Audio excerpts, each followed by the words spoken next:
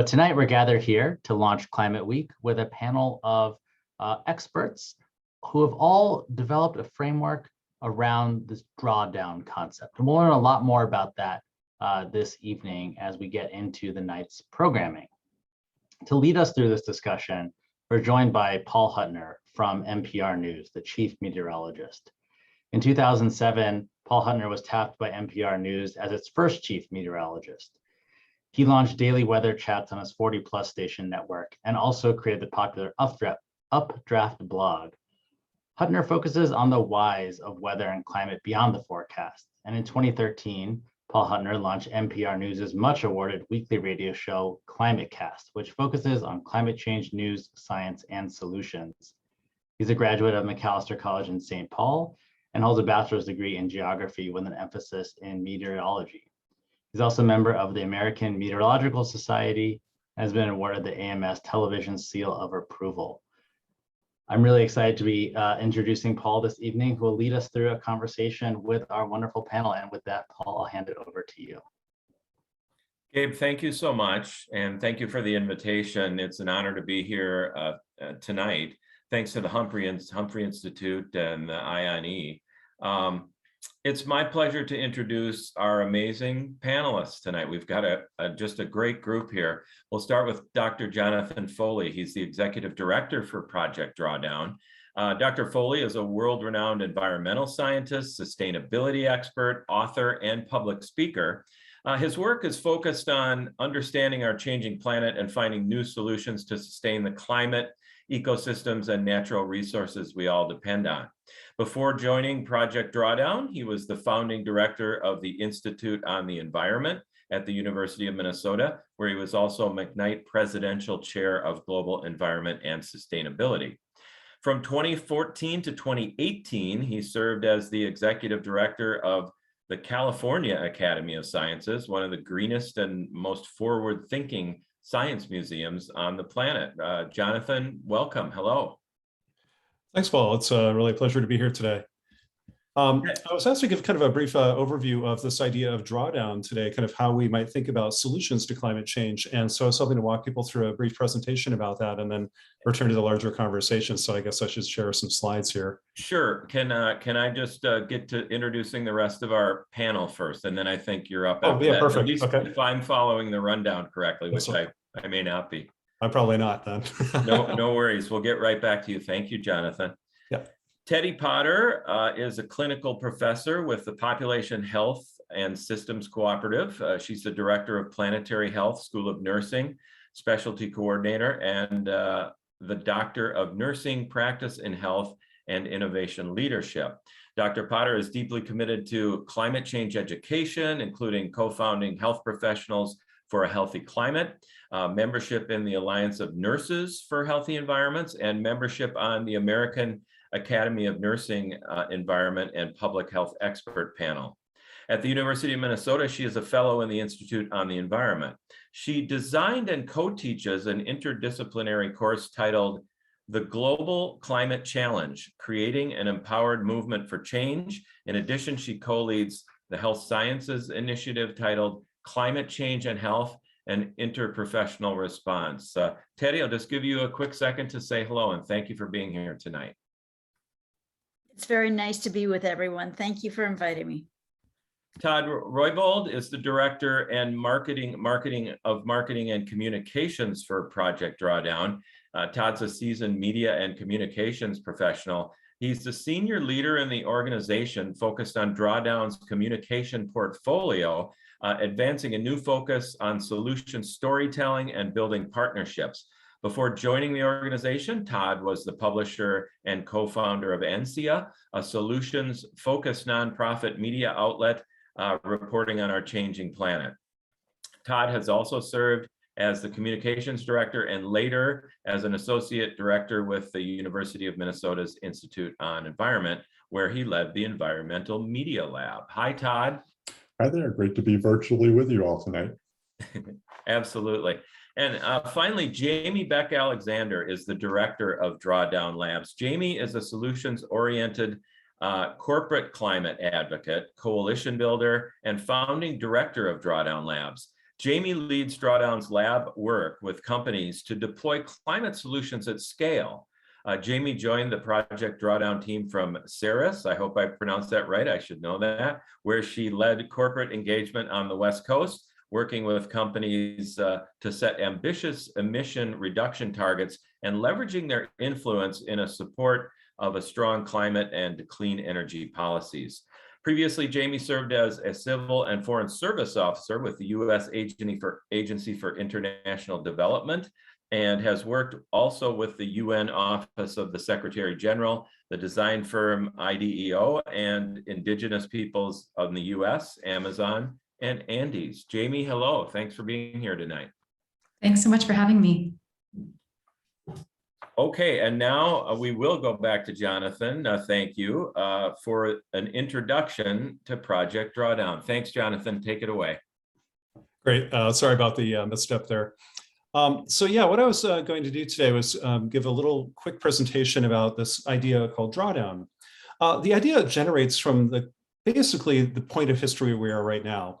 We all now know that climate change is a serious, serious problem. You'd have to be hiding under a rock not to know that. So now we have to focus on what do we do about this? What are the solutions to climate change? How do we address this issue? Well, drawdown's a framework for thinking about this, and it's proven to be a very helpful framework. So let me walk you through it a little bit. Here's the basic problem. We have increased the level of greenhouse gases in the atmosphere, including carbon dioxide, methane, nitrous oxide, others. And the higher that curve goes, the warmer the planet gets. The warmer the planet gets, the changes in weather get more extreme, the changes in our planet get more extreme, and the worse off we're going to be. We don't want this curve to keep going up. But right now, it is. It's continuing to rise as we pump more and more greenhouse gases into the atmosphere. So just like we did with the pandemic, we want to bend this curve. We want to change the future. We want to make it from being really terrible to maybe not so bad. The point at which we stabilize this curve, when we hit this blue dot, that will become the moment of drawdown. It's the moment when we stabilize greenhouse gases in the atmosphere and eventually bring them back down again. And at that moment is when the additional heating of the planet, further climate change would stop, thereby stopping climate change from getting any worse. The sooner we hit drawdown, the sooner we stop the warming, and the sooner we stop things from going out of control. So that's what we want to get to. We want to get to drawdown as quickly, safely, and equitably as possible. But to do that, we have to look at what the whole atmosphere is doing. We humans are putting greenhouse gases into the atmosphere from about 6 major areas, which I'll go through in a second very briefly. These are the sources of our pollution, whether it's industry or transportation or electricity or food, whatever. We're putting stuff into the atmosphere that's warming the planet. But the atmosphere doesn't sit still. In fact, the atmosphere has its own chemistry, its own physics, and it participates with the biology of our landscapes and oceans all around the planet. And nature right now is removing about 40% of our greenhouse gases each and every year, what are called carbon sinks, that naturally remove some of those greenhouse gases, but not all. About 60% of them, in fact, stay in the atmosphere at the end of the year, roughly, and build up year upon year, adding to that curve going up into the sky, if you will. So what we have to do to address drawdown, to get the point where we stop climate change, we have to do 2 things. First and most important is reduce the sources of pollution. Just stop polluting. That's always, always, always going to be the first answer.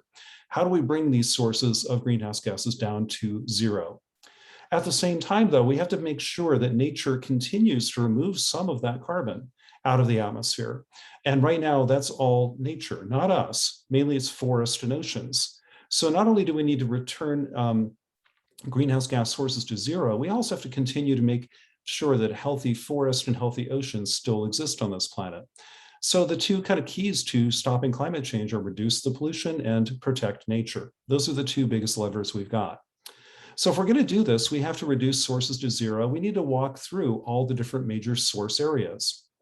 Globally, the numbers vary a lot depending where you live, whether it's Minnesota or Morocco or whatever. But globally, the numbers look kind of like this. About 1/4 of greenhouse gases come from making electricity, burning coal and natural gas.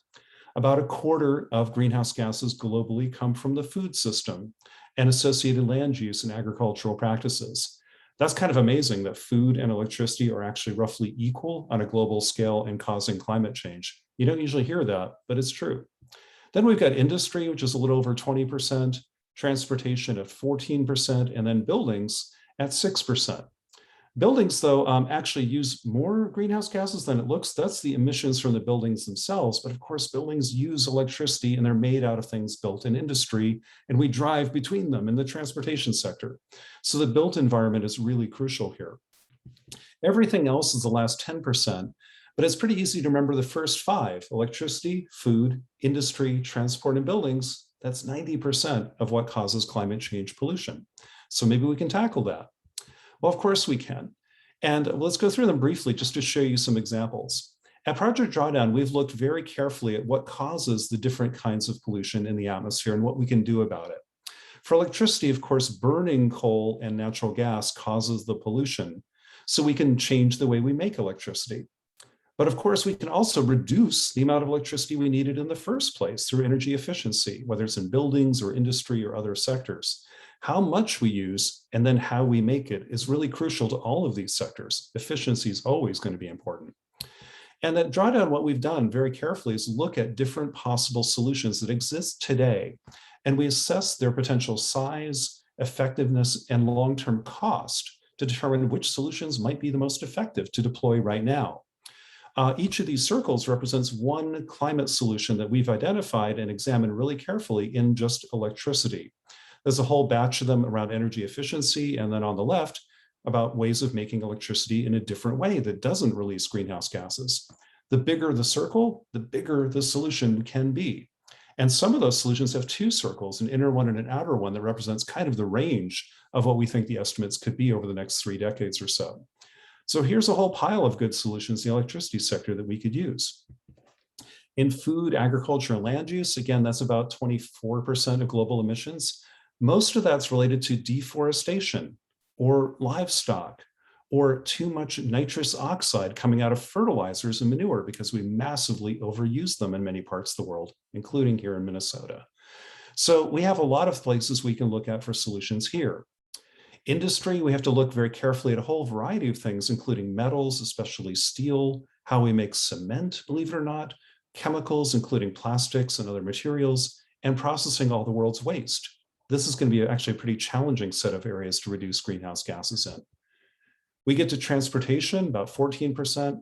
Most of that's on roads, cars and trucks, of course, but flying and ocean transport are also pretty important at about 2% each.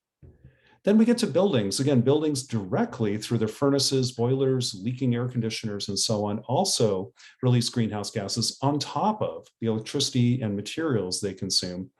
And that alone is about 4% in residential buildings where we all live and 2% in commercial and public buildings. Well, that's all the sources, and there are hundreds of different solutions we can look at there. But then also protecting these carbon sinks. Right now, nature's doing all of the work, even though we hear a lot about us adding carbon sinks through maybe planting trees or different kinds of agriculture or maybe machines. At present, those are so small, we can't even measure them in the atmosphere at all. They don't even exist to first order. What's really happening is land, mainly forest, is naturally soaking up some carbon, as do oceans. So that means protecting healthy oceans and healthy forests. That's going to be really important into the future as well. And then, of course, we can eventually, by planting trees, farming differently, and eventually building machines that could scale, that could remove a little bit more of this pollution. But they're going to be a long way from now before they're going to be really ready at scale. But putting this all together, what we find is that we see a variety of places we can reduce the original greenhouse gas pollution and how we can protect and maybe augment what nature is already doing. And together, we can actually still change the future. This is kind of amazing, but we can still, with solutions we have today, address the Paris Accords of keeping the planet between about 1.5 and 2 degrees warmer than normal. We're already over 1.1 degrees warmer than normal, but we still have a shot at 1.5 to 2 degrees, but only if we act very quickly. Those green and yellow curves can only be reached if we act really with earnest in the 2020s and essentially half our emissions between now and the early 2030s. So we have a lot of work to do to bend the curve, but the more we do it now, the long-term payoffs are gigantic.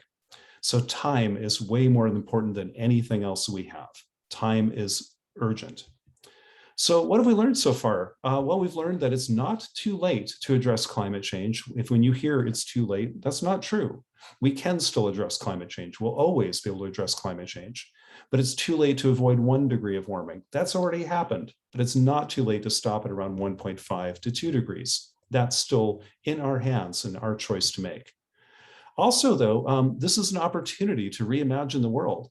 I'm sure our other panelists will say this too, but right now, a lot of the things we can do to address climate change also can create jobs, promote more equity and justice around the world, can improve health and human well-being worldwide if we do them wisely.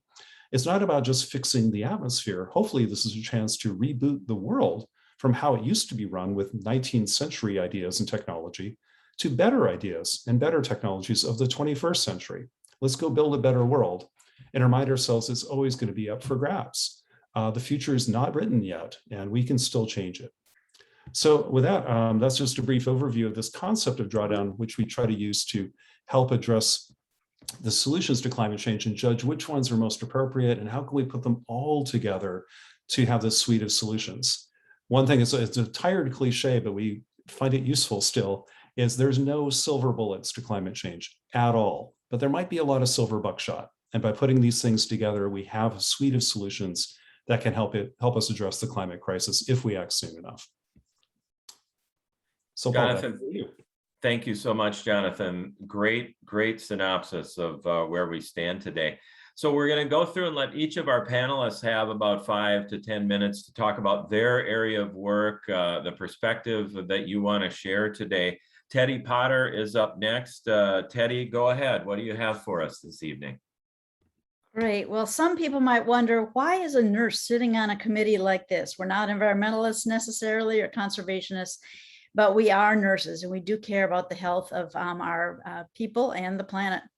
So this is from the executive summary of the 2019 Lancet countdown. The 2021 countdown was just released this week, but this statement from 2019 particularly gets at the message I want to deliver tonight.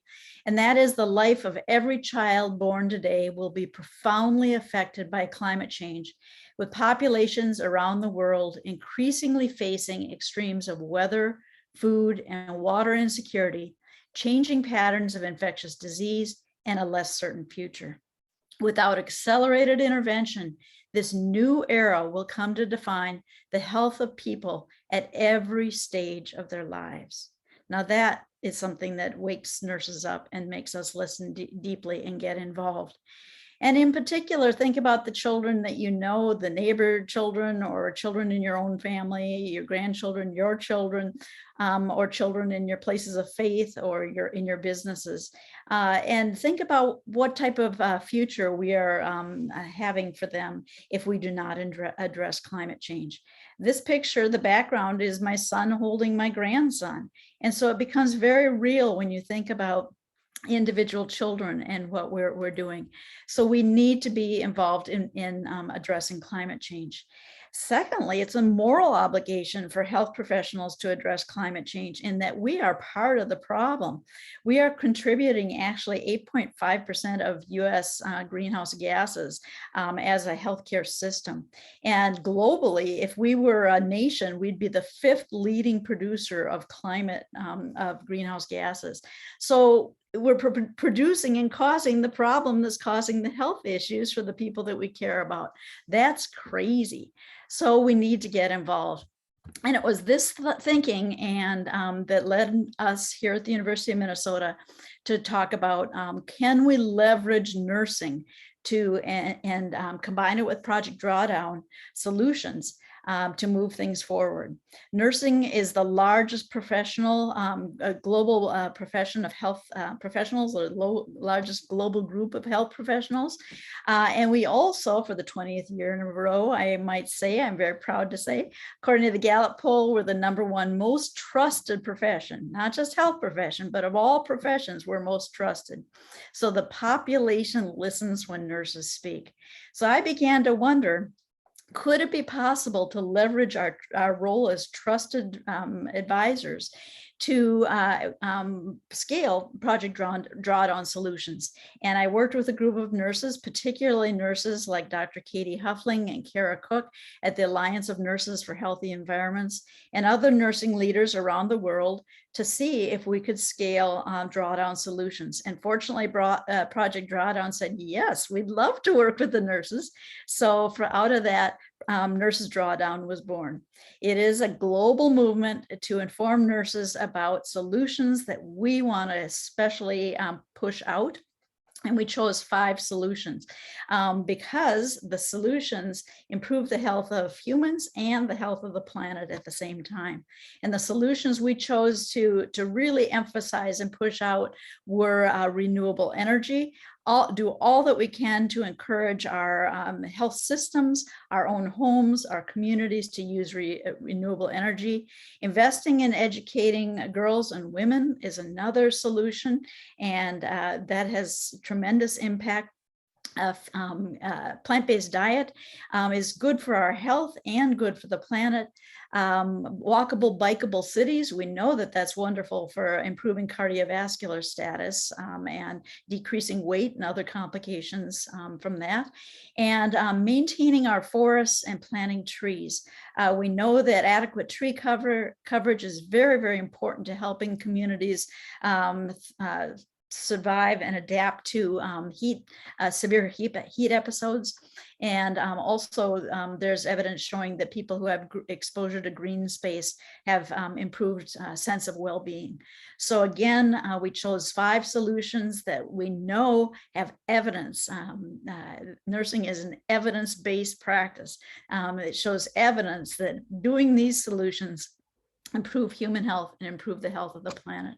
And again, global movement, nurses all over, and all people have to do is sign in to Nurses Drawdown. Thank you.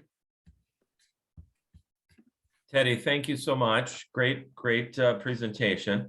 So we'll hear from the rest of our panelists next here, and then we're going to get to the question and answer session in just a few minutes. So as Olivia put in the chat, if you have questions, go ahead and put them in the Q&A session. And I have some questions, but I can also relay those to the panelists once we get to the Q&A. Up next, Todd Roybal, Director of Marketing and Communications for Project Drawdown. Todd, take it away. Thank you, Paul, for the introduction. Once again, it's great to be here with you all tonight, kicking off Climate Week at the University of Minnesota. As mentioned earlier, in my current role, I lead marketing and communications at Project Drawdown. But prior to that, I was at the University of Minnesota for over a decade. So it's great to be back here tonight with the university community. So my professional career has been focused on using the power of solutions-focused communications, journalism, and storytelling to really advance understanding of how we can address a wide range of environmental challenges that are facing the world nowadays. Back in 2013, as was mentioned, I helped to co-found NCIA, which is a nonprofit media outlet reporting on our changing planet and changing environment. And over the years that I was there, NCIA became a leader and well known for producing solutions journalism focused on a lot of the issues that we're talking about here tonight. Earlier this year, I joined Project Drawdown, though, and I'm really excited about the work that we're doing.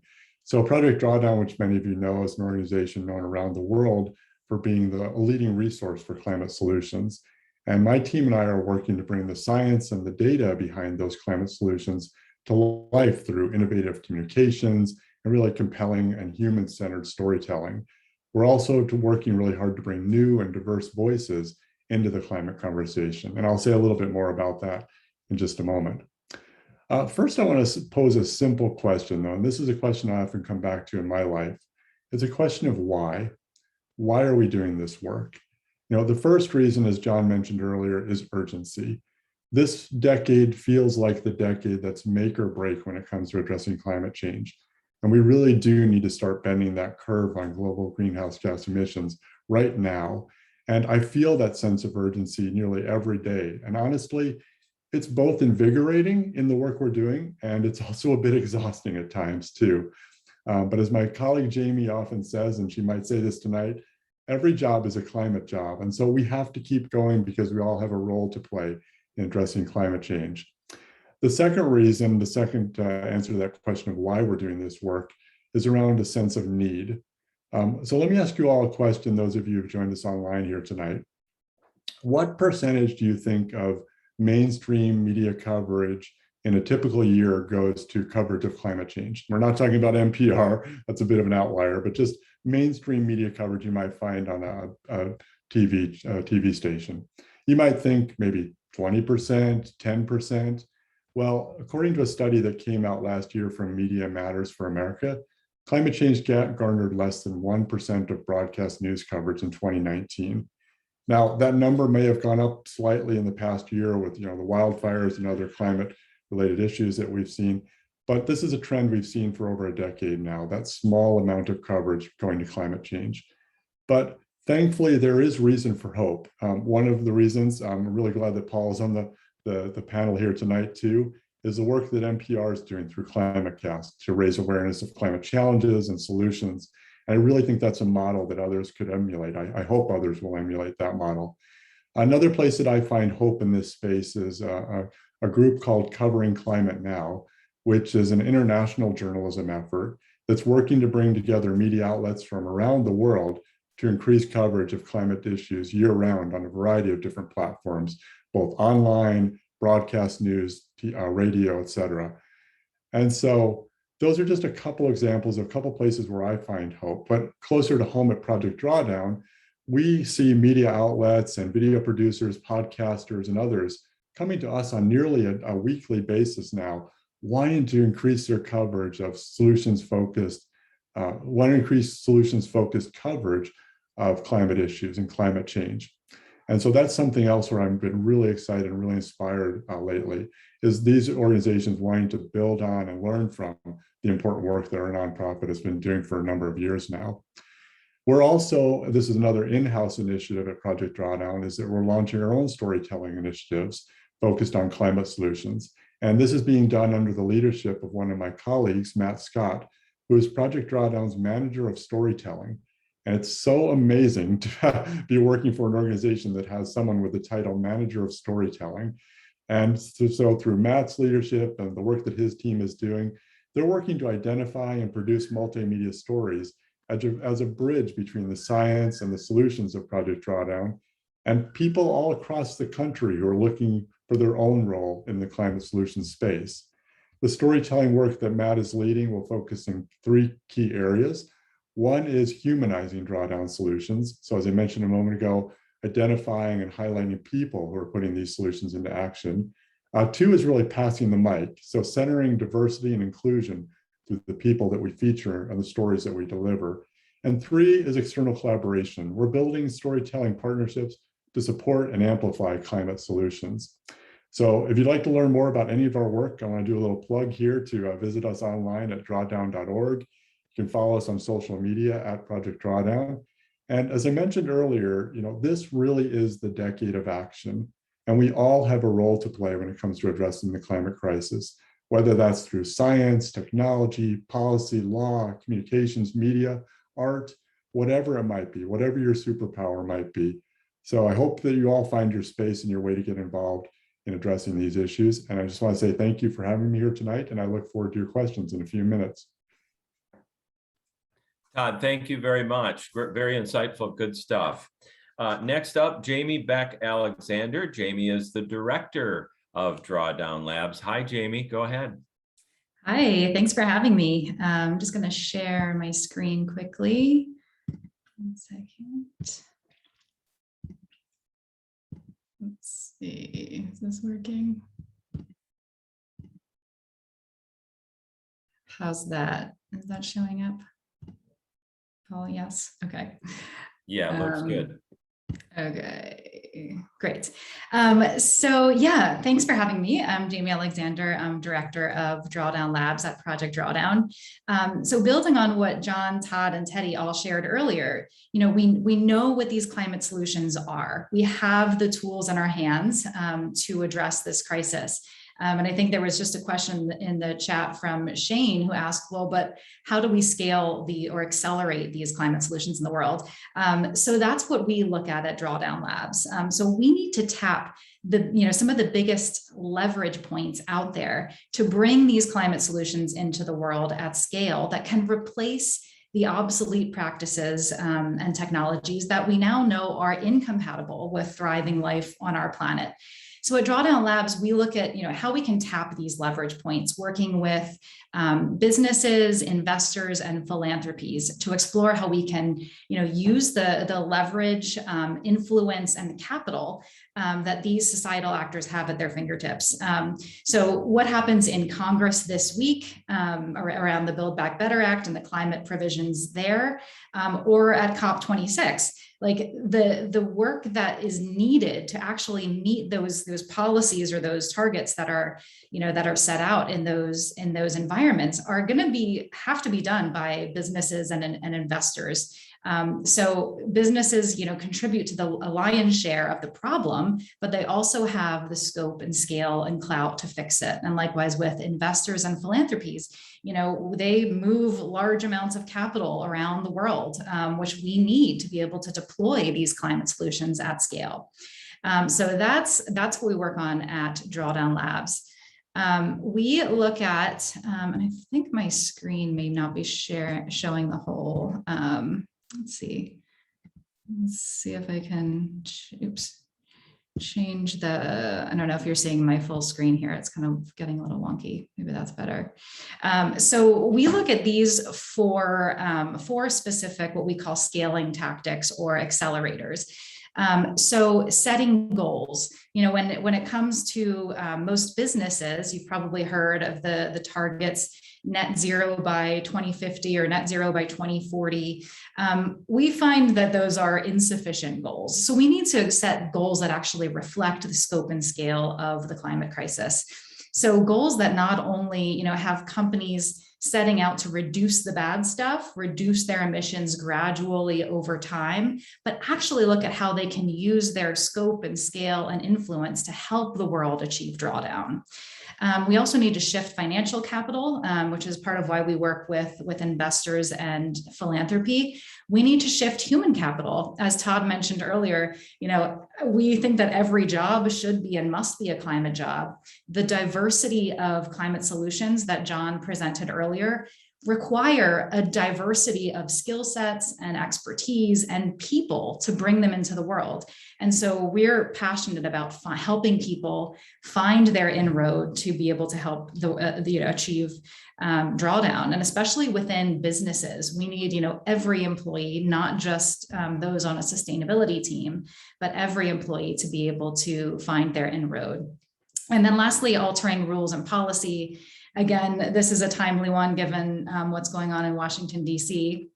But so we do need to, have policy in place that actually creates the regulatory environment for these changes to take place in the world. So when we were designing Drawdown Labs, one of the questions that I asked was, what is the most powerful climate action that any given company can take? And we know that, of course, the greenhouse gas emissions that companies are responsible for, but there are other leverage points too that many companies have at their disposal that we don't talk about nearly enough. So we recently came out with what we call a DrawdownAligned business framework. And that's what this is here. This represents what I think of as a company that's completely and fully aligned in pursuit of climate action. So it's not just that it is their emissions reductions, but not just their emissions reductions. So they need to reduce their emissions, but also need to be aligned in how they engage their communities, what they lobby for at the state and federal level. Are they supporting bold climate action, or are they contradicting their climate targets through side doors? Who are they partnering with? What are their products? What are they investing in through their vast resources and employees are they making 401ks available to their employees that are investing in climate solutions? So there's a whole suite of things that companies can be doing in order to leverage their social, political, and financial capital to help the world achieve drawdown. And so just last month, we published a guide called Climate Solutions at Work, where you can find that framework and other tools for how employees within any given company can help to start finding their inroad for how they can contribute to helping the world achieve drawdown by leveraging their employee power. So that's a bit about our work at Drawdown Labs, and look forward to taking questions in a bit. Thank you, Jamie. That was terrific. So thank you. I see that some questions are starting to come in the chat or the Q&A. I guess it really doesn't matter where they end up. We'll get to them. But I wanted to go back to Jonathan for a second with a question that I have from his presentation. Jonathan, you accurately point out that the world has already warmed 1.1 degrees Celsius roughly, kind of moving the goalposts there. But talk to us a little bit about what is the difference between 1.5 to 2 degrees of warming versus what some of the higher end scenarios project that could be as much as 3 to 6 by the end of this century. What's the benefit of keeping this at 1.5 to 2 degrees Celsius? Well, it's, the world that we would have something like, 3 to 4 or 5, or beyond degrees Celsius, a world we wouldn't even recognize. In a world where you just have to throw away the globes we all had in our classrooms and have entirely new ones. It's one where we'd be committed to, incredible levels of sea level rise, entire shifting of ecosystems, where we get our food, where we get our water, where we live and how we live. Everything would be so drastically different. It'd be basically living on an entirely different planet. We already live in a somewhat different planet than any other humans in history. It is already a degree warmer than any human has ever experienced in all of our evolution. The atmosphere has more CO2 in it than any time in the last few million years. But we still think it's below 2 degrees or so. Scientists have kind of guessing, frankly, that that's still a safe place for civilization to exist. There'll be disruptions, there'll be bad things happening, but it's not kind of a truly massively extinction level kind of disruption. But beyond that, all bets are off. We don't really know. So basically a prudent decision would be to keep it as, less warming is good. Below 2 degrees would be certainly better. 1.5 would be even better than that. But I want to stress that these magic numbers aren't just like a threshold. We don't just hit 1.5 and then everything collapses. 1.51 is a little bit worse than 1.5, but it's better than 1.52 or 1.53 and so on. So every 100th of a degree matters. Every moment we can slow climate change, shift that curve, delay that curve, everything we can do to delay and dampen that warming in the future is a good thing. So there's never a too late moment, but the warmer it gets, the worse it's going to get, and the more people are going to be harmed. That's the bottom line. Thank you, Jonathan. Well said. We do have a question from the audience. Bob Schloss asks, is there a hospital administrator's drawdown? Their work could amplify what nurses' drawdown is doing. What about a health insurer's drawdown? Teddy Potter, I think that's your territory. I think that comes to me. In some ways, we are encouraging all professions, all groups, all areas to be drawing down in their fields. This is an all hands on deck moment. So it is healthcare, but it's all the fields. In healthcare, I'm happy to say that we're finally recognizing, and more globally, that climate change is our #1 health issue in crisis right now. And that's in the midst of a pandemic that we're able to still claim that climate change is #1. And in the United States, the National Academy of Medicine has decided that its focus is going to be on climate change, and they've developed or assembled a action coalition that is going to be looking at decarbonizing the US healthcare system. And part of that coalition is people from industry, so people who are healthcare providers, people who are healthcare systems, as you say, directors, but also your insurance providers, your pharmaceutical industries, your biotech industries, and your academics, like people like me. So we're going to be working together on figuring out how to decarbonize the US healthcare system. And you better believe we're going to be turning to John and his team to say, what's the best practice? What's the science? And as soon as you can help us figure that out, we will start to scale it for you. So it's going to be a deep partnership, and I'm very hopeful with that. Shane, I want to address his question too, just while I have the stage, and that is, how can we scale things? And what it's really important that you don't ask people to move beyond what their field is, at least first. Otherwise, it seems so difficult to tackle.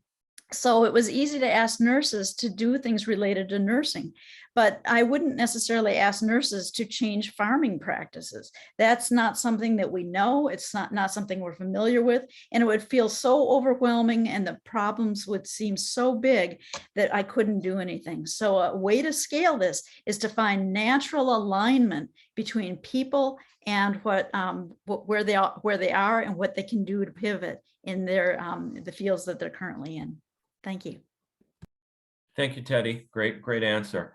Todd, I want to jump back to you for a second, because something you said jumped out at me as well when you talked about solutions-focused coverage. And it makes me think, and by the way, thank you for mentioning ClimateCast, but it makes me think of how far we've come on ClimateCast in the almost 9 years now that we've been doing this.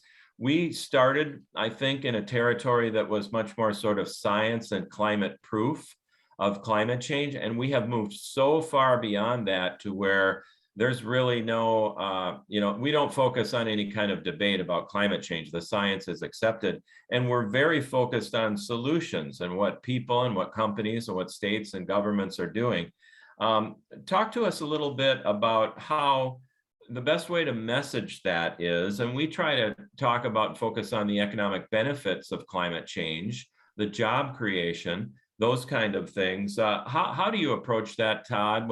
And is that effective when it comes to convincing people that might be in that sort of middle ground that climate solutions are actually good for our economy? Yeah, Paul, it's been an amazing transition, I'd say, over the last 10 years or so. When we look back, maybe a decade ago, if there was climate coverage, again, there was limited climate coverage then, but if there was, it was really focused on this doom and gloom reporting. That seemed to be the dominant narrative at the time. And so when we started to cover climate change and related issues from a solutions lens, it really was new at the time. Now it's amazing the number of, everything from nonprofit to mainstream media outlets that have launched a solutions-focused a look at climate issues. So that's great. That change has been really amazing. What we found over the years, and this is going back to my roots in the kind of media world, was that when we started talking about solutions, we attracted a much more politically diverse audience than when we just talked about the problems. It was amazing how much that expanded the conversation into circles that we just weren't reaching with our other coverage. It was more just focused on the problems that we were seeing. And so I think any type of solutions coverage we can do, that we can use as a lever to grow that audience, would be amazing. I think one thing to keep in mind, I'm sure you do this, Paul, in your work, but for others who may be thinking about this space, is that, solutions journalism is just like journalism, so we need to take a hard look at these solutions. And sometimes that means you're shining a light on the solution that may not work, but at least you're helping to advance that conversation around those potential solutions. So I think that's really critical also. Thank you, Todd. Well said. Jamie, another thing that I do in ClimateCast is I talk to a lot of corporate CEOs, executives about where they're going and why they're going there. And what I'm hearing is that increasingly they're tuned into climate change as an impact on their business model, on their supply chains, and on their bottom lines. So that this is really a huge business consideration, and in many cases, opportunity for Fortune 500 and big companies, small companies. General Mills, I remember saying, we've been around for 150 years. We'd like to be around for the next 150 years. Jamie, what is the theme and the trends that you're hearing from companies when it comes to accepting and implementing climate solutions as part of their business models? Great question, Paul. I mean, the change even in the the 6 or 7 years I've been working in this space has been incredible. I mean, it's year over year, the change has accelerated inside companies as, I think the impacts around us become more clear, and the supply chain disruption that we're seeing with many companies. So I think increasingly, companies see this as the business risk that it is, and the flip side of that, the business opportunity. Our analysis at Project Drawdown shows that, when we invest in climate solutions, it'll cost a lot of money up front, but we'll see, a 5x return on investment over the longer term. And I think business leaders are starting to get that. It's hard to, I think it's challenging to see that when you're focused on short-term profit. And having to show quarterly returns to investors, it's hard to be able to focus on the long term, but it's just becoming unavoidable. I think that short-termism is sort of why it's taking so long, and we're not quite seeing the speed and scale of action that we need to. But I think the more and more those changes and the disruptions are being felt, the more, I think we're being forced to value the longer term and see the opportunity inherent in scaling climate solutions. Okay, question from one of the participants, anonymous attendee. Eating a plant-forward or vegan diet can be powerful in mitigating climate change. We all know that. What should the role of nurses and other health professionals be in educating people about eating a healthier diet? That's the gist of the question. Teddy, do you want to take a run at that? Sure, I'm happy to. Thank you for that question. It is part of Nurses Drawdown to encourage people to eat a plant-based diet. And in nursing, we are taught nutrition. And so in the past, it was a well-balanced diet and proper food amounts of food, et cetera. But now we're really pushing people to understand the drawdown solution of decreasing our intake of red meat. And so that is our obligation, to be teaching patients, how do you protect yourself while protecting the planet? I don't think that that's an irregularity. That is something that we are really pushing in nursing across our entire profession. So it's not just the University of Minnesota. We see it as a nursing issue that people's diets need to be healthy for them and healthy for the planet. Thank you, Teddy. Here's another question from Beth.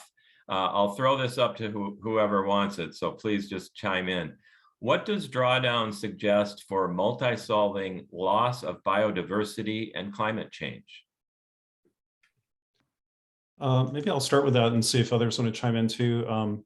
We're actually explicitly beginning to look at that, because if we only address climate change in isolation and ignore other big environmental issues like the loss of ecosystems and biodiversity around the world, or the collapsing of our freshwater resources, or degradation of soils, other important global changes, we'll still lose.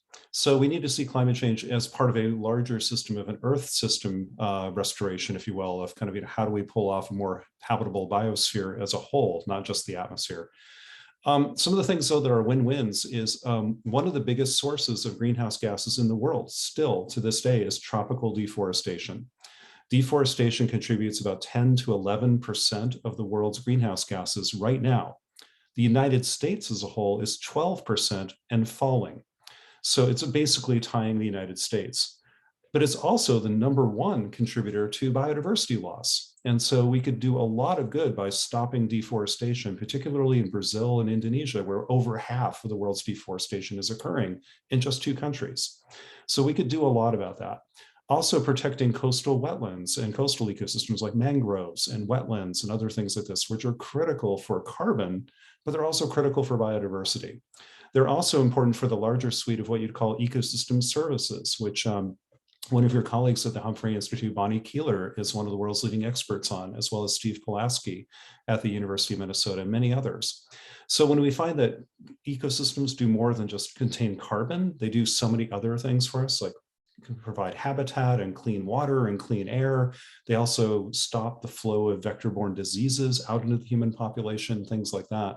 We need healthy ecosystems, not only for climate change, but for everything. And Drawdown has very, very consciously highlighted the importance of protecting nature for climate, but also for other reasons too, mostly for our own human well-being. So there's a lot of win-win opportunities there for us, for nature as a whole out there, and for our climate system. And a lot of them begin with just, let's stop destroying things. How about that as a first step? Let's start, maybe there's a Hippocratic oath for the planet, like first do no harm would probably be a good thing for us to learn from our friends in public health and medicine. Anybody else want to jump in on that one, or should I run to the next question? I want to jump in just real quickly, and that's to say I am, there's a good reason I'm director of planetary health and not director of climate change, in that all of these issues are interconnected and need to be tackled together in order for solutions. And what we're finding in the planetary health realm is that we need a great transition of all our institutions, our patterns of consumption, and everything, education, arts, literature, humanities, the stories we tell about our relationship with nature. Everything needs to change, but it's also a golden opportunity to, as Jonathan said, reboot everything, to really get on we've gone off the rails, get back on the pathway to a survivable future. And that offers a lot of hope, because it will have to be more equitable systems that we put in place. Jamie or Todd, any additional perspective there? Not on this question, but I want to jump back to the plant-based diet one for just a moment. I was actually talking earlier today with our head of research at Project Drawdown, and every couple of years we do a major update to the numbers and release new solutions that we kind of grow our list of climate solutions.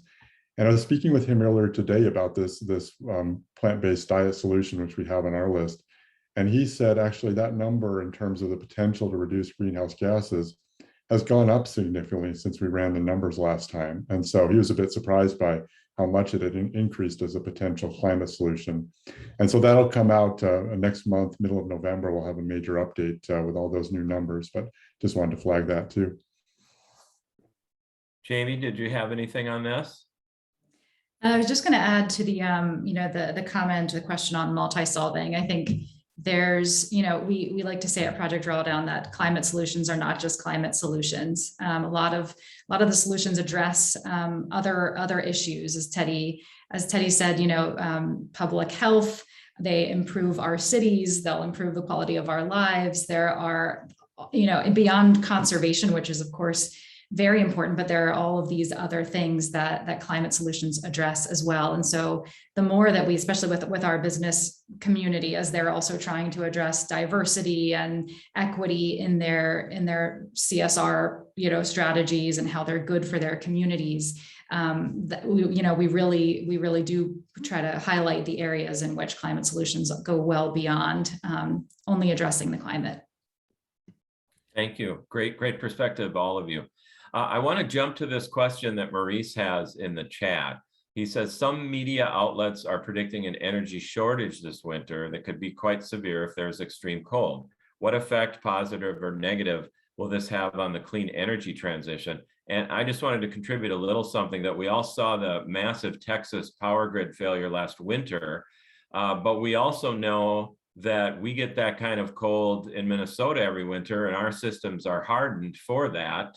We know, and we heard that the Texas systems were not.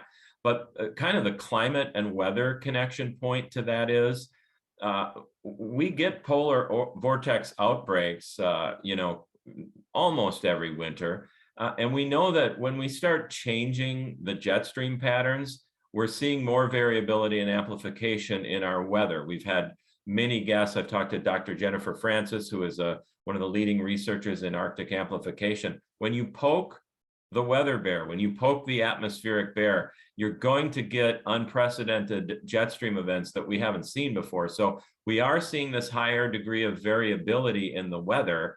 I can't remember who, but somebody pointed out, we've got a 19th and 20th century infrastructure now with this 21st century climate that we're trying to adapt to. So that's not really a question, but I just wanted to throw that out there, and anybody that wants to jump in and talk about that in general when it comes to energy and this increased extreme weather variability that we're seeing. I might jump in a little bit. I'd love to hear other perspectives on this too, but Yeah, climate change, we used to talk about it as sort of the changes in average temperatures, like the slow creep of the mean temperatures of the planet, but that nobody lives in the global average place. Where the heck is that? In Indiana somewhere? I mean, I don't even know what that means. What happens is our actual weather. And so the old expression is weather is kind of like rolling the dice, but now we're loading the dice. So we're getting more extremes, kind of different numbers than we used to get, more, especially on the warmer end of the spectrum. There's still a debate about whether or not we're really getting more cold air outbreaks or not. I know Jennifer Francis's hypothesis, but there's a lot of scientists who are saying the data just aren't that clear yet. But on the warming side, absolutely is clear in terms of heat waves and things like this, and what that means for also extreme hydrologic events, like much more intense rainfalls, which of course we're seeing here. We're seeing in California right now. We had an intense drought, and now there are record rainfalls, falling all over the Bay Area right now, where a couple of us used to live not too recently. So the world's getting strange, and we're going to get a lot more of these extreme events, which are going to hit energy systems, our food systems, our water systems, our built environment. Think of the insurance industry and how they're going to have to adapt all this. And what does that mean for all of us? What does this mean for people who live in, what used to be a 100-year floodplain? Now it's a 10-year floodplain. All of these things are going to cost trillions of dollars if we don't get it right. So that's one of the reasons addressing climate change is so crucial, is the cost is enormous in dollars, in lives, in disruptions, in turmoil, mental health, public health, everything. So that's why we have to really address this. But getting back to some previous points is like, the good news is climate change isn't just the Band-Aid to the bad things that are going to happen. These climate solutions, that is, these aren't just solutions to the bad stuff. They turn out to be really great for us. They'll create jobs. They can create more equity and better solutions to our old diversity and justice problems. They can help create better, healthier lives. When we start to deploy these climate solutions, we're going to turn around and wonder, what the heck took us so long? This stuff is great. We have better food, better ways of getting around, more livable, enjoyable cities. We'll have more free time, we'll have cleaner air, healthier kids. What the hell is stopping us from this? That's the question I'm asking all the time. There's like no downside unless you're a big oil baron, basically, for most of these solutions. So again, it's not just a remedy to a bad thing, it's an opportunity to live a whole lot better than we do today. I can't think of any other medicines that not only treat the disease, they actually make you happier and healthier and better off. So this is a really good thing. These solutions are good for us, and they can address a lot of the things we have to worry about. Well said, Jonathan. And the technology point is important because, I mean, the typewriter was state of the art for 100 years, right? But we have better technology now that created a lot of jobs and moved us past that. Anybody else have any comments on this thread? I mean, I'll just jump in and say, I think this question is sort of getting at the where we are in the climate crisis, which is that we need to focus on, mitigating the problem and doubling down on that, while we also kind of need to start shoring up resilience and building infrastructure and, looking at how we're going to live in this world, this new world. So, I mean, I live up in Duluth, and the idea of Maurice's question of, energy shortage in the winters is terrifying. And how do we, yes, we're hardened, of course, for that, but it really is, I think, important that we focus both on, more than ever on the mitigation and doing what we can to stop it, as well as, building community, building our strength and resilience to be able to face what is already happening. Okay, here's a question. I'm going to combine a couple of questions here and maybe start with Teddy, but it's really about what young people can do to participate in the conversation. We know that a lot of young people are already doing that and doing it very well. Teddy, one thread that came up is, what can nursing students do? What can they do in a nursing job to help this process move forward? Oh, great question, and certainly near and dear to my heart.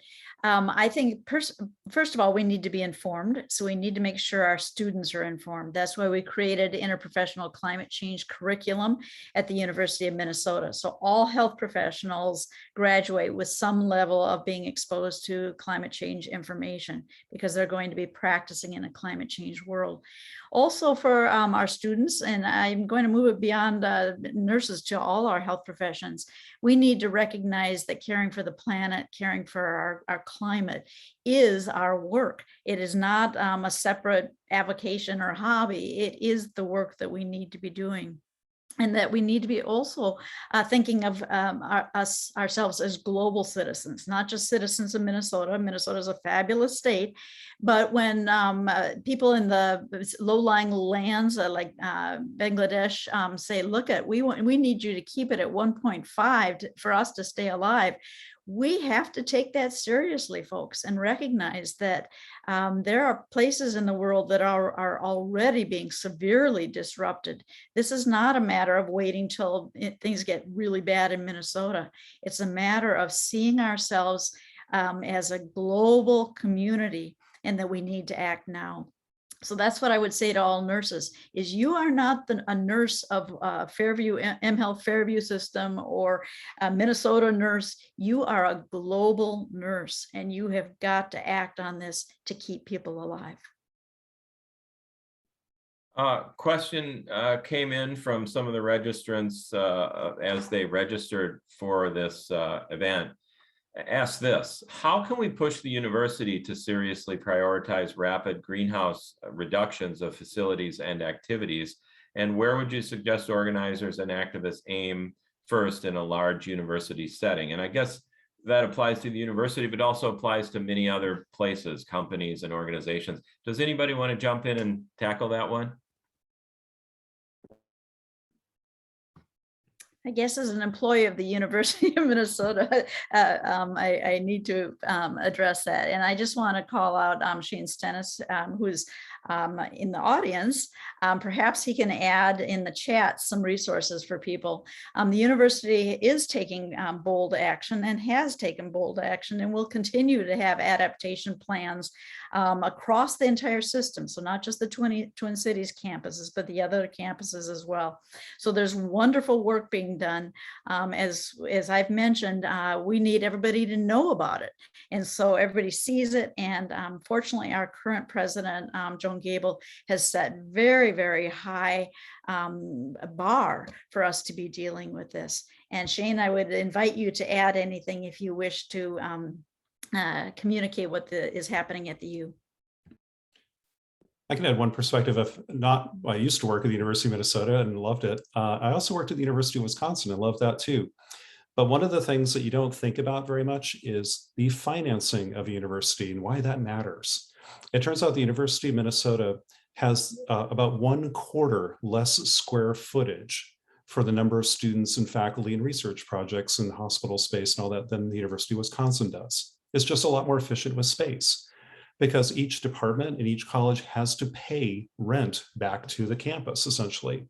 Also, the utility bills for each building are directed down to the department level. So there's an incentive for departments and colleges and schools to retrofit their buildings. When I ran the Institute on the Environment, we actually spent some money kind of retrofitting our building, and that saved us money, which we could put into student programming and into research and things like this. University of Wisconsin is just a black hole. Nobody knows who's paying the bill. It just goes to the state somehow and it gets paid. And there's kind of creeping energy bills and creeping square footage, whether or not it's even needed. So it's not sexy, but like accounting and finance matters a lot. But I think right there, the U of M is probably one of the most efficient Big Ten schools because it has a better financial model. On top of that, it's had really good leadership since Bob Bruinick's days as president of the university, of committing to climate change and reducing emissions for a long, long time, and has taken pretty good steps in that. Also, I'd love to hear what Jamie thinks, because one of the things that all big organizations can do is look beyond their operational footprint and think about the thousands of students that come and go through the university and all the alumni, the political and cultural and technological and research footprint that that institution has far beyond its brick and mortar footprint. So what can it do in terms of, shaping the conversation in the state and beyond? That's probably the biggest thing a university can do, is through its educational role. But I don't know, what do you think, Jamie?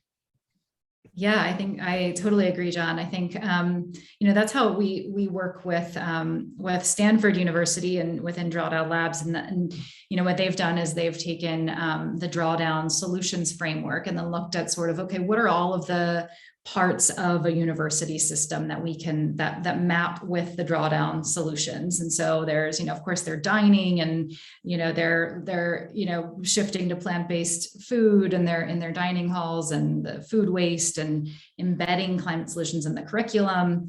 So it's both looking at the operations of the system, and then all of the things, as John said, that the ways that these entities can leverage their superpowers, and then eventually even looking at political clout, and how can universities support bold climate policy that will continue to accelerate the regulatory environment for climate solutions. Said really quickly too, as also an alum of the University of Minnesota, there seems to be a moment happening right now at the U with the new president, and also the divestment announcement that came out just last week, I think it was. There's change happening, and so if you're a student and you're more of a climate activist around these issues, there's something happening at the university, and so I think this is a moment for your voice to be heard and really be listened to in a way that it might not have even just a few years ago. Thanks all, that's fantastic. Here's another question from the registrants through the RSVP process. Todd, I kind of thought of you in this one maybe to start off. How can we be advocates of mindful consumption as an important tool for climate change? We've learned so much that the stuff we use has such a big climate fingerprint. How would you message around that? What are your thoughts there? This is a really, really interesting question. It kind of goes back to this topic of individual action. And there was a great article that came out, I think it was just last week, that this idea of climate footprint, it's fascinating to learn the history of where it came from, was actually something that was pushed initially by the fossil fuel companies to distract from the systemic change that we need to be seeing around the world. The article also talked about moving away from a climate footprint to thinking about our climate shadow, and all the different ways that we're having an impact around climate. Not only consumption is important, but thinking about where are we banking, and what are we doing in terms of politics, and are we talking about these issues in the workplace? And so I like the idea of focusing on individual actions and consumptions. It's something we definitely do in our own lives here. We're trying to make our own home a zero fossil fuel home at the moment. But we also need to think about and couch that within these broader systemic changes that need to happen too, I think. I'm sure my colleagues have some thoughts on this question too. I do. Sorry, I'm going to jump in on that if you don't mind, Todd. Actually, that article is wrong about the invention of the carbon footprint. It was not from the oil companies. That is a complete myth perpetrated by some activists who want to point fingers at fossil fuel companies. British Petroleum did pick up on it about 8-10 years after the carbon footprint was first invented, and tried to use it as a way, like, hey, you're also responsible for these emissions because you're burning the stuff we sell. And maybe that's taking attention away from the corporate responsibility, and that's really important. But the idea was actually from the 1980s, as far beyond, way beyond BP's programs and stuff like that. That's just complete, somebody didn't do their homework on that. And individual actions do matter. When you look at the drawdown solutions, about a third of them really have most of their agency around us, like reducing food waste, changing our diets, energy efficiency. What kind of cars do we buy? Maybe we can't control OPEC, but we can decide whether to buy a Hummer or a Prius, or whether or not to buy an induction cooktop or a gas cooktop. And all these things, we have a lot of power, actually. So I sometimes think that we are getting distracted away from all the ways we can influence the world around us. Of course, politically, with our pocketbooks, with our voice, all of that's really important. The larger shadow, as a citizen, as a participant in the world, we have a huge role in that. But it is also everyday choices about what we eat and what we do. And that's not enough, but we do get to do that. And also to share that stuff, like when we talk about it, and it's like voting every day to people around you. It's showing a social signal, an economic signal. It's also making your life better. It's saving you money. It's starving the other guys of money too, which I don't mind. I don't know why anybody wants to give extra money to the oil companies right now. I don't. So I think these personal choices actually do matter. And when I used to live in San Francisco, people say, oh, the most important thing you can do is vote. I'm like, are you kidding me? no matter how I vote, because of the way the Electoral College is set up, Nancy Pelosi is still my congresswoman, Kamala Harris is going to be, the senator and whatever. My vote was thrown away because of the way we vote today. I want ranked choice voting. I want to get rid of the Electoral College. Let's give our vote real power. In the meantime, though, having an electric car was actually probably the best thing I could do, or reducing my food waste, or eating less meat, that kind of thing. So let's do everything. It's all of the above. And I think there's a false debate right now between personal action and system action, because we're part of the system. We need to change too, not just the politicians. We all need change. But let's not let anybody off the hook, especially the big corporates and the politicians, of course, but don't let ourselves off the hook either, because we make choices that are sometimes not so smart either, and we can do better too. I think it's going to be, it's all the above. That's cliche, but it is important. And individual actions kind of do add up, and they send a lot of other signals out there, and they're a big part of the equation too. Okay, we've got about 10 minutes left, and then I want to give Gabe some time at the end. He's going to promote some of the rest of the events this week. I just want to open floor, and maybe we'll start with Jamie, and we can work our way back through. What's the big message, the one message, the elevator speech? I don't know. You pick it. But where we sit today, where we stand, open floor. What's the message, the biggest one that you'd like to get to people? Wow, great question. I would say, coming from where I sit in my role, working with the private sector, is this may be a cliche, but I do think we need sort of a World War II style mobilization of companies, every company's business model shifting toward, okay, how can I focus on equitable climate solutions? Like, how can I use my infrastructure, my apparatus, my employees, my investments to help build the world we need? Because a lot of the things that a lot of companies are doing are, quite frankly, their products are incompatible with what we need to be doing. And so I would love to see companies think more around that, like transformational, shifting my entire business model toward helping the world achieve drawdown. That's what I would love to see happen in the world. Teddy, why don't you go next, if you would, please? Sure. I envision myself walking hand in hand with my young grandson down a path, and him asking me, "Grandma, tell me that story again." And the story that I tell him is about a very dark time when humans were afraid and everything looked very bleak. But then humans realized that they have a lot of talents and abilities and have solutions in their hands. And they began to work together across nations, across groups, across differences. And today, you don't have to worry about climate change and other issues because we were able to do this. That's absolutely possible, folks. We haven't been pulling your chain about there being solutions that work. They work. It's now get going and do it. And it's absolutely possible. And we owe it to future generations. Todd, why don't I go to you next? Well, speaking of the future generations, you might be able to hear a future generation running down the hallway behind me right now. So the thing that I keep thinking about is, when we were prepping for tonight's discussion, one of the questions that came up was, what would you say to young people out there who might be feeling frustrated or anxious about climate change? And I thought a lot about that question. It kind of really stuck in my mind as I was walking around today. And I realized that I would want to say it's okay to be frustrated and anxious by this.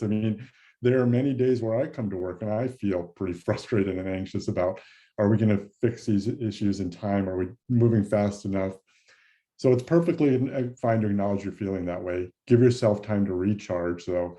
And the other thing I want to say just about Project Drawdown, this is one of the reasons that really drew me to this organization, was that we know how to solve climate change. At Project Drawdown, you'll often hear in our presentations, in our communications that, we have this list of climate solutions that are right now available, financially viable, and they have proven potential to reduce emissions.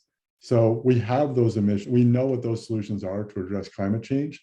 So we don't have to wait. And that really does give me hope. And so I'd say, don't give up hope. There is some reason for optimism here. Jonathan? Yeah, I guess like building on what Todd just said too, of course, it's really frustrating some days. And with apologies to, people who work on policy and in the media and things like this, this is why we're so frustrated. Our political systems in Washington, our big corporate medias, our social medias are tearing us apart. We're filled with misinformation, with polarization, with vitriol. We're told to humiliate and hate the other side, no matter what side we're on.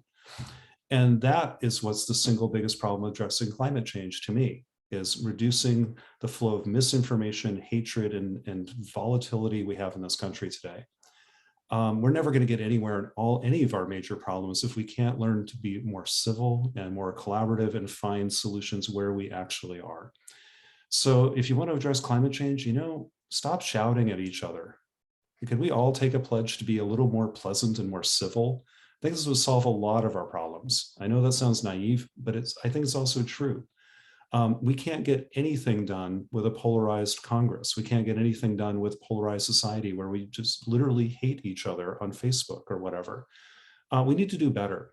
And what's nice is we can. There's so much good stuff happening in this country right now on climate change. It's happening in our communities. It's happening in our schools. It's happening in our businesses, our places of worship, our neighborhoods, our homes, our just online forums like this. Maybe we could starve the people who are trying to tear us apart deliberately and put our attention into things that are actually moving the needle for a while. Wouldn't that be nice? Wouldn't it be great to actually see progress and feel progress and ignore the people who are trying to stop progress for a little while? That's what's frustrating me so much right now. And this tone of, we're all frustrated. Stop looking at that so much maybe, and remember how much progress we are making. A lot of people are kind of surprised. The US has actually dropped its emissions by over 21% since 2007, more than the cap and trade bill that Obama failed to pass would have required us to do. We did it anyway. Who do we thank for that? Not Washington. We can thank markets, technology, activists, culture, media, scientists, a lot of the people in this kind of call tonight. Those are the folks who are actually making change happen, but they're not getting all the attention, and maybe we need to shift our perspective a little bit. So I guess that's why I'm frustrated, is that, yeah, we're in kind of a logjam in some places, but we don't need to be. We can find solutions because there are solutions and there are people working on them. Let's just remember that, and remember the glass is still far more than half full, and we can still address this crisis with tools we have and great, amazing people all around us. Join with them. Try to acknowledge this frustration we all feel, but maybe then find an outlet somewhere where something constructive is actually happening. And let's get to work, because there's so much great stuff going on right now, and it just needs more wheels pushing forward to get it done. That's my big hope. Well said, all of you. And with that, we'll begin to wrap it up. I want to thank all of you for a terrific discussion tonight. We covered a lot of ground, and we found some rays of hope, which is nice too. Jonathan Foley, Teddy Potter, Todd Roybal, Jamie Beck Alexander, thank you all so much for your perspective this evening. And thanks to everybody who joined us. And with that, I want to turn it back over to Gabe Chan, who's going to give us some information about some of the rest of the events this week. Thank you so much. Fantastic. Thank you, Paul. And thank you, panelists. That was really a fantastic way to kick off our week here, Climate Week at the University of Minnesota. Here on this slide, we have the whole schedule of what's coming up this week. Tomorrow morning at 9 a.m., my colleague Bonnie Keeler will be leading a coffee chat on water resources and climate change. You heard a little bit about her work in the talk this evening. And then tomorrow night at 6 p.m., we'll be joined by former Vice President Al Gore. You can join virtually for that as well. And then the events continue. The next big public event will be Thursday evening with Climate Generation. Again, reference tonight, the Conference of the Parties coming up in Glasgow next week. We'll have a preview of that coming up this Thursday. Great. And then on the next slide, just to highlight again, we have coming up, if we're able to flip to the next slide here. Let's see. Great, perfect. Al Gore with Jessica Hellman tomorrow night. There's the link to join the event. And then finally, the last slide is the link where you can sign up for all of the events And I believe Olivia's copied that in the chat as well. So thank you all for joining this evening and kicking us off with Climate Week. And we hope to see you tomorrow morning, tomorrow evening, and the rest of the week as we continue our programming. Thank you all.